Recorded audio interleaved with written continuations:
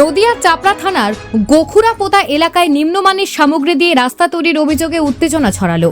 রবিবার 800 মিটার রাস্তা নির্মাণের কাজ চলছিল, কিন্তু স্থানীয়দের অভিযোগ তাতে ব্যবহার করা হচ্ছে নিম্নমানের পিচ ও খোয়া। স্থানীয়রা বিষয়টি ঠিকাদার সংস্থার কর্মীদের জানালেও তারা কোনো কর্ণপাত করেননি। এরপরে ক্ষোভে ফেটে পড়েন এলাকাবাসী। অভিযোগ, রাস্তার কাজের দুর্নীতি হয়েছে, নয়তো নিম্নমানের সামগ্রী কেন ব্যবহার করা হবে। বিক্ষোভকারীদের দাবি, রাস্তার জন্য বরাদ্দ টাকা যথাযথভাবে ব্যবহার করা হয়নি। ক্ষুব্ধ জনতা ঠিকাদারের কর্মীদের আটকে রেখে দফায় দফায় বিক্ষোভ দেখাতে শুরু করেন।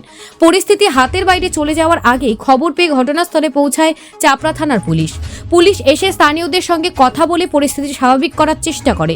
তবে বিক্ষোভকারীদের স্পষ্ট দাবি, সঠিক মানের সামগ্রী ব্যবহার না হলে রাস্তার কাজ চলবে না।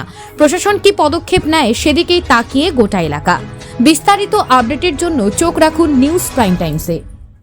আমাদের অভিযোগ, আমাদের রাস্তা খুব নিম্নমানের হচ্ছে, মানে এমন মানে পুরো পিচ তো দিচ্ছেই না, আর ধুলো মাটির ওপর তোমার পিচ পেড়ে দিয়ে চলে যাচ্ছে।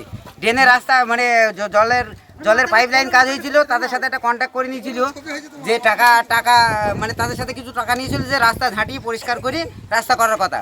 সেই টাকা নেওয়ার সত্ত্বেও এক চুল পরিমাণ তাদের টাকার কোনো কাজ করি রাস্তা ঝাঁটুইনি, সেই তাদের ধুলোর ওপরই মানে যে পরিমাণের পিস দেওয়ার কথা সেই পরিমাণে দিচ্ছে না, পিসও দিচ্ছে না, সে পরিমাণে মাল কোনো মালই দিচ্ছে না, যে কারণে আপনারা রাস্তা বন্ধ করে দিচ্ছেন।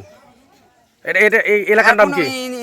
মানে আমরা লেবার কন্ট্রাক্টরের সাথে শুধু কথা বলছি, ইঞ্জিনিয়ার এখন আসেওনি, কথা মানে ডাকলেও কই আসছে না।